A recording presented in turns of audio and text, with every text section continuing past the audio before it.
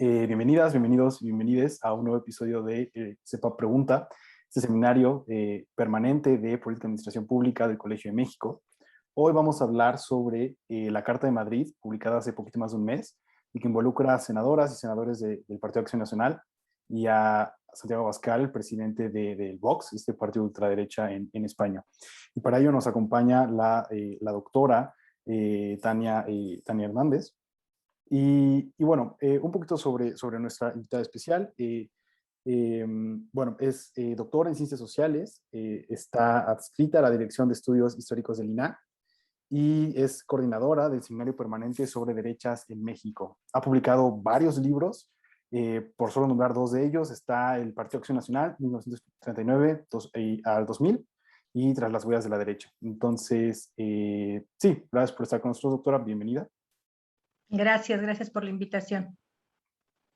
En este podcast, bueno, primero que nada me presento, yo soy Miriam Ramírez. Pues le haré la primera pregunta, que tiene que ver con uno de los últimos artículos que Bernardo Barranco, economista por la UNAM y maestro en sociología del catolicismo contemporáneo, expone que el PAN atraviesa por una crisis de identidad ideológica. La pregunta básicamente es si esto es cierto o no, y bajo los términos de la respuesta que nos brinde, ¿ha sido entonces el PAN un partido de derecha a lo largo de la historia? Bueno, gracias por la invitación. Definitivamente sí hay una crisis de identidad en el Partido Acción Nacional, sobre todo si lo comparamos con el partido original, con el partido que se fundó en 1939, que como ustedes saben fue un partido liberal conservador que tuvo, si bien acogió buena parte de la ideología o de los planteamientos de la doctrina social de la Iglesia Católica, también recogió los principios del liberalismo político y económico.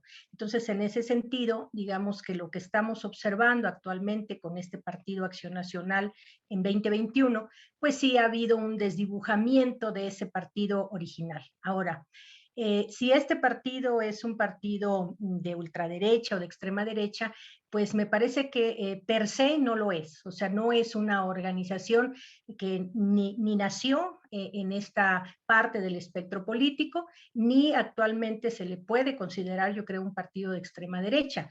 Lo que sí es cierto es que ha tenido distintas fases a lo largo de su historia, de sus más de 80 años como partido político, en las que sí se puede ubicar momentos importantes en los que se ha cargado más hacia un tipo de conservadurismo y actualmente hacia lo que se conocen como las extremas derechas. ¿Por qué nació? Quizás para que se comprenda este planteamiento, ¿por qué nació? ¿Por qué podemos decir que Acción Nacional fue un partido de derecha desde su fundación? Bueno, primero porque hay que comprender que la ubicación en la izquierda, en el centro o en la derecha del espectro político tiene que ver sí con valores, con ideologías, con planteamientos fundamentales, pero también es un posicionamiento, es una actitud ante ciertas políticas públicas, ante ciertos rasgos del gobierno y del Estado. En ese sentido, ustedes saben que a finales de los 30, pues teníamos un Estado mexicano en el que, digamos, se expresaban en sus políticas públicas y en su política de gobierno toda una serie de compromisos con las causas sociales y populares que estaban asentadas en la Constitución de 1917. En ese sentido, entonces, es que Acción Nacional, que incorpora a una parte de católicos liberales, pero también católicos conservadores, se va situando de manera automática a la derecha de ese espectro político, definido por este Estado nacionalista, revolucionario, comprometido con los valores populares. ¿Cuáles eran la defensa de qué aspectos o cuál era la agenda que tenía Acción Nacional en esos momentos? Pues era una agenda mucho más en oposición al Estado laico con relación a la educación, por ejemplo. Defendía la propiedad privada, defendía también entonces la iniciativa privada con relación a la propiedad colectiva y a la organización, digamos, colectiva. Estaba comprometida mucho más pues con los grupos empresariales, con algunos sectores en particular, ¿no? Como la Coparmex, como el Grupo Monterrey, etcétera, y con un sector amplio de las clases medias conservadoras, en buen sentido, en la mayor parte, pues, católicos que defendían la libertad religiosa religiosa y la enseñanza de la religión en la educación, por poner algún tema. Entonces, en ese sentido es que nace como un partido de derechas y a lo largo de la historia permanece como un partido de derechas, pero ahí es donde me interesa a mí destacar cómo ha habido ciertos momentos en los que estos grupos mucho más conservadores, más cargados a las ultraderechas, hacen su aparición. Y para ir cerrando esta primera parte, pues sobre todo, digamos que entre el final de los años 90 y la primera década del presente siglo. Recuerden ustedes cuando se va consolidando todos estos grupos de panistas que vienen del Bajío, occidente, centro del país, que son regiones o territorios históricamente vinculados a los grupos cristeros, al sinarquismo, a todo este conservadurismo católico, y que llegan con Vicente Fox al poder en el año 2000 y además copan el Partido Acción Nacional. O sea, personajes como Luis Felipe Bravo Mena en la dirigencia del PAN, luego Manuel Espino, César Nava, pues todos ellos son parte de una estructura de derechas, digamos, muy vinculada más a los sectores más radicales, más extremistas de la derecha, pero que fue un momento dentro de Acción Nacional. Ahora, ¿en qué momento estamos ahora? Bueno, me parece que desde un punto de vista de la historia del partido, tenemos un partido muy dividido, muy fracturado, con poca capacidad de renovación de sus liderazgos, y en ese sentido es que entonces buscan alianzas externas, un poco también para fortalecerse en términos de la presencia política nacional, lo cual, bueno, podríamos discutir hasta qué punto les beneficia o les perjudica, ¿no? Sí, creo que es muy interesante y sobre todo es necesario hacer este ejercicio histórico, ¿no? Y de plantearnos la pregunta de dónde viene el PAN que conocemos actualmente, sobre todo cuando se ha convertido en uno de los principales, si no es que es el principal partido de oposición a la administración actual.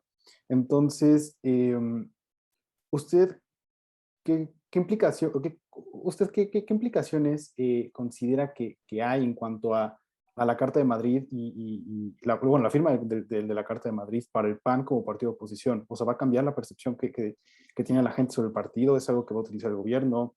Sí, ¿qué implicaciones tiene la firma de este documento? Claro.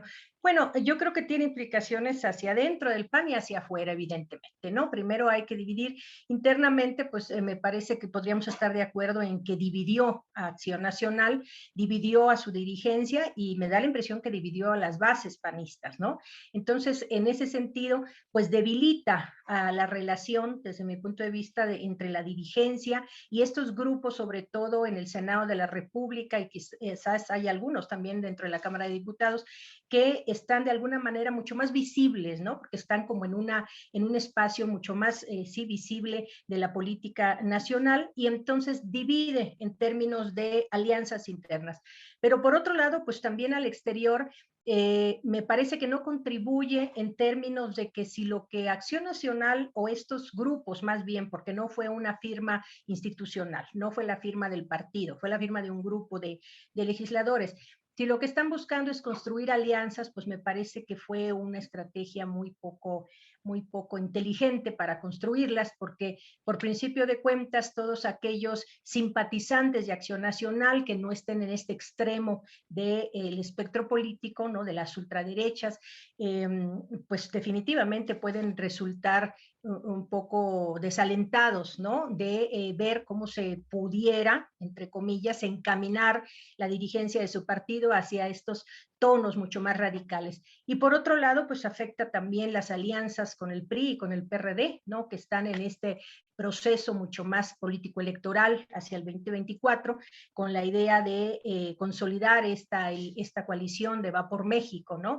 Entonces yo creo que de alguna manera, en lugar de fortalecer y construir nuevos espacios de interlocución, a nivel nacional lo debilitan internamente. E incluso internacionalmente no me queda claro que esta firma vaya a redundar de forma inmediata pues en algún repunte por Acción Nacional.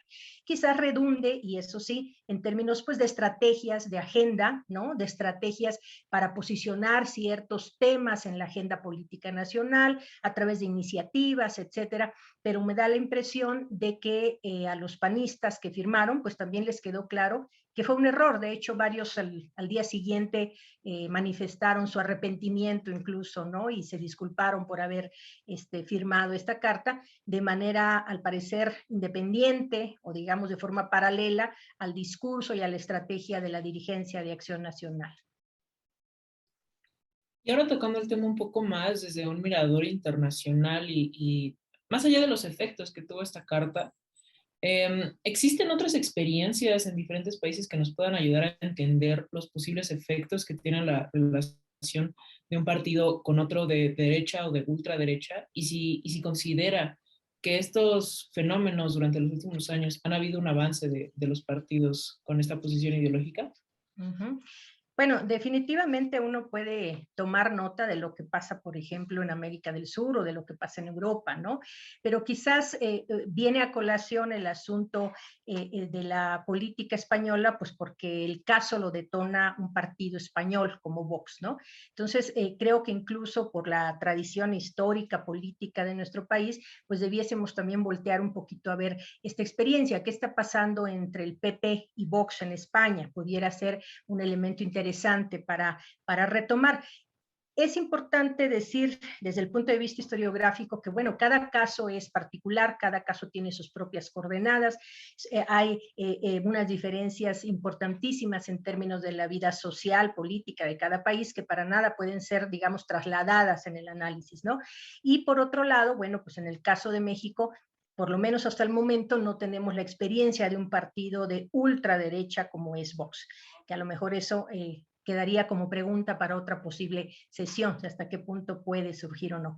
Pero en todo caso, si pensáramos en lo que está pasando en España, recordemos que Vox nace justamente como este partido ultranacionalista, defendiendo a la patria, yendo contra los procesos migratorios, etcétera, etcétera, ¿no?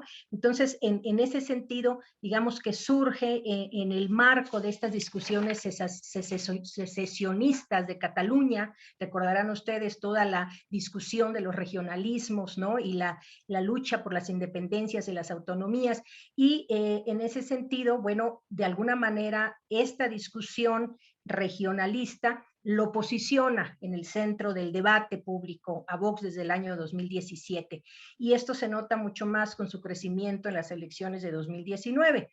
Ahora, ¿por qué planteo esto? Porque pues finalmente, como digo, en México no tenemos todavía esta experiencia, esperemos no tenerla, y si se llega a formar, bueno, pues la idea sería empezar a discutir precisamente por qué surge un partido de ultraderechas con estos rasgos, ¿no?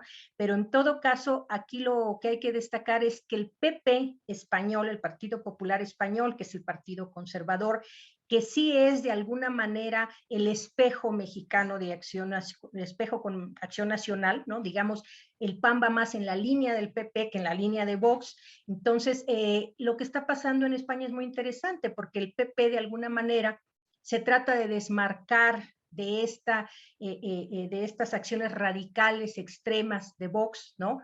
Aunque finalmente saben que habrá procesos electorales en los que quizás tendrán que ir unidos en coalición para defender ciertas agendas. Entonces, me parece interesante porque mientras Vox trata de posicionarse como vendiendo su posibilidad de hacer alianzas para elevar los niveles de votación por el PP, pues de alguna manera el PP se reserva y dice, no, nosotros somos un tanto distintos porque busca más el centro derecha, ¿no? No tanto el extremo derecha. Entonces, ese sería un asunto interesante que podría uno analizar para ir viendo cómo se desenvuelve el PP en función de estos radicalismos de derechas. Ahora, la segunda parte de tu pregunta, donde me dices, ¿esto ha florecido en el mundo? Pues definitivamente, ¿no? Tenemos lo que observamos en la actualidad, pues es el auge de estos partidos de extrema derecha, en buena medida que están, digamos, operando en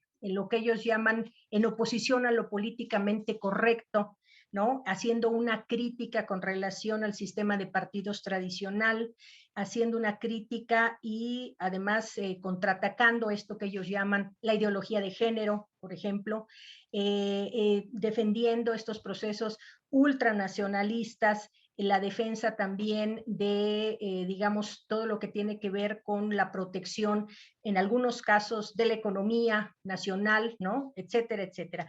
Ahora, ¿qué tipo de desarrollos tienen? Pues obviamente son distintos de los desarrollos tradicionales de las derechas, por eso en alguna medida incluso hasta ellos tienen problemas para vincularse, ¿no? Porque hay ciertas particularidades regionales, territoriales, en los distintos países.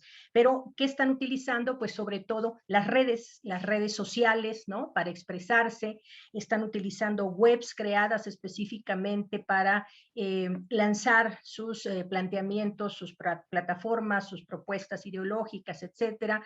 Hay un repunte de las universidades como espacios de reclutamiento de militantes, y también pues hay una disputa en términos de la formación de nuevas generaciones con este tipo de ideología y de programas, ¿no?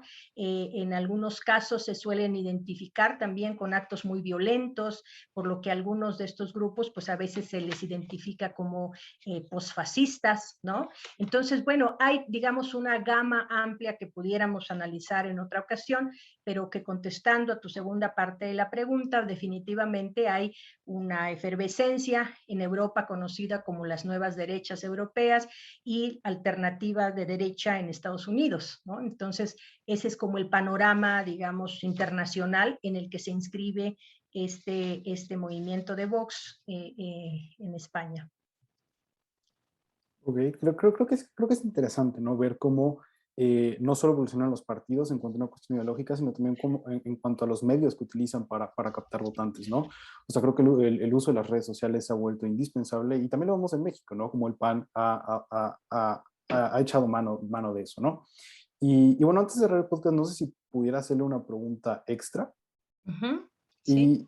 Y creo que es un poco más general, pero pues es una duda importante, creo, y es que em, ¿qué podemos esperar del PAN en el futuro? O sea, sobre todo teniendo en cuenta que es un partido de oposición importante, y que ya nos acercamos a 2024. Entonces, ¿qué nos podría decir al respecto? Bueno, primero, como lo ha señalado, no olvidar que es la segunda fuerza, ¿no? Y que es la primera oposición finalmente en el Congreso, entonces tampoco se puede soslayar su relevancia. Creo, si no mal recuerdo, que todavía gobierna 10 gubernaturas, lo cual es importante también tener en cuenta. Es un partido con una larga historia de lucha en términos de defensa del voto, de procesos electorales transparentes, creíbles. Ha denunciado durante muchos años la corrupción, etcétera. O sea, digamos, tiene una historia importante de lucha en la oposición. Ahora, evidentemente no ha encontrado, digamos, la línea a través de la cual debe transitar ahora que es oposición, con una fuerza tan importante como representa pues el presidente de la República y toda una serie de grupos y movimientos que lo apoyan, ¿no? Sin embargo, bueno, no puede dejarse de lado que también está, y esto quisiera dejarlo bien enfatizado, que más allá de las redes internacionales, que definitivamente son muy importantes en términos de recursos, programas, etcétera, el PAN ha construido una red también importante con relación a organizaciones de la sociedad civil de ideología conservadora que están muy abocadas sobre todo al tema de la disputa por los derechos humanos y toda esta parte que tiene que ver con los derechos sexuales y reproductivos. Y lo planteo porque, como ustedes saben, Acción Nacional es un partido pequeño en términos de militantes finalmente y en términos de su estructura territorial. En términos de militantes, creo que apenas está por los 18,000 por encima del mínimo permitido por el INE para un partido nacional.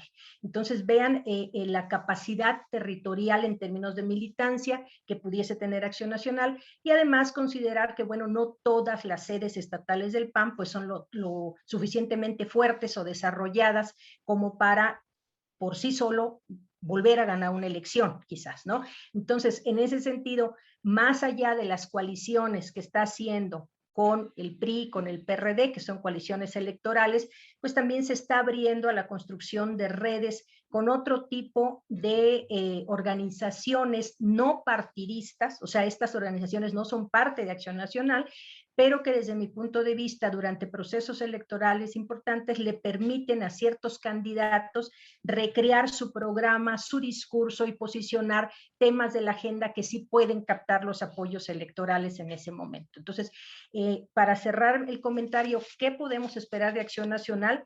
Yo creo que sería deseable, porque ha sido un partido importante en la representación política en México, que pudiera replantearse una estrategia distinta, pero desde lo institucional, y que se evitara quedar rebasados por los intereses de grupos y de algunos liderazgos, y sobre todo pues de este tipo de organizaciones mucho más con una visión quizás un tanto distinta de lo que ha sido históricamente el Partido Acción Nacional. Insisto, no quiere decir que no haya este tipo de grupos adentro, lo estamos viendo, pero me parece que sería deseable para este sector de la sociedad mexicana, al que sí se siente representada por Acción Nacional, que el partido pudiera pues, recomponer su camino y tomar un cauce institucional nuevamente. Y claro que por este carácter importante que tiene para un sector importante de la sociedad, es importante hablar de estos temas. Y por lo mismo nos interesa preguntarle que si, pues, ¿qué pregunta nos hace falta plantearnos en torno a todos los retos que hemos comentado a lo largo de este podcast? Bueno, yo creo que como preguntas hay muchas tareas que resolver, ¿no? Primero, quizás lo que se están preguntando algunos otros estudiantes como ustedes en universidades públicas, que me ha tocado sobre todo platicar con ellos, es esto que comentaba hace un rato. ¿Será posible que en México pueda formarse un partido de extrema derecha al estilo Vox? Yo creo que es una pregunta interesante y pertinente, ¿no? Ustedes como politólogos, me parece que tienen también la tarea de ir pensando en esta posibilidad y en otro sentido, bueno, ¿en qué etapa estamos también en términos del cambio político en México? ¿No? Yo creo que habría que involucrar también otro tipo de análisis, o sea, hasta qué punto estas agendas, por ejemplo, que tienen que ver, insisto, con los derechos humanos, los derechos sexuales, reproductivos, las identidades, etcétera, nos están mostrando el conservadurismo que permea en los partidos de derechas y de izquierdas. Eso es un elemento que como politólogos me parece importante que deban reflexionar. Otro asunto que me parece importantísimo, y con este yo cerraría, es el asunto del papel que están jugando las universidades como espacios de reclutamiento. O sea, esto no es nada nuevo, pero sí está renovado en términos de los discursos, de las prácticas, de las formas de socialización y de reclutamiento de todo tipo de grupos, ¿no? Sin embargo, como estamos hablando aquí de Acción Nacional y de las ultraderechas, bueno, pues también volver a ver a las universidades también como semilleros de posibles liderazgos en digamos que las diversas gamas del espectro político, ¿no? Y quizás un poquito para ya cerrar el asunto de las redes internacionales. Yo creo que en la mayoría de los estudios, generalmente hasta antes del año 2000, quizás, o más o menos del año 2000, siempre que se analizaba el sistema político, se hacía como una referencia únicamente a lo nacional, ¿no? El sistema de partidos, el sistema electoral, el régimen político en México, pero como que había poca interés en vincularlo con lo que estaba pasando fuera y cuáles eran las influencias desde fuera. Entonces, esa sería otro de los asuntos que me parece que como politólogos pudieran ustedes incorporar en su agenda. Perfecto, sí, sin duda son preguntas importantes y se requiere de un ejercicio de reflexión constante, sobre todo en cuestiones que competen no solo a nosotros, a nosotros y nosotros los politólogos, sino también a la ciudadanía en general. Entonces, sí, le agradecemos mucho su participación. Con esto ya damos cierre a este episodio de CEPAP Pregunta. No se les olvide a las personas que nos escuchan seguirnos en nuestras redes sociales, Facebook, Instagram, Twitter. Y sí, hasta la siguiente.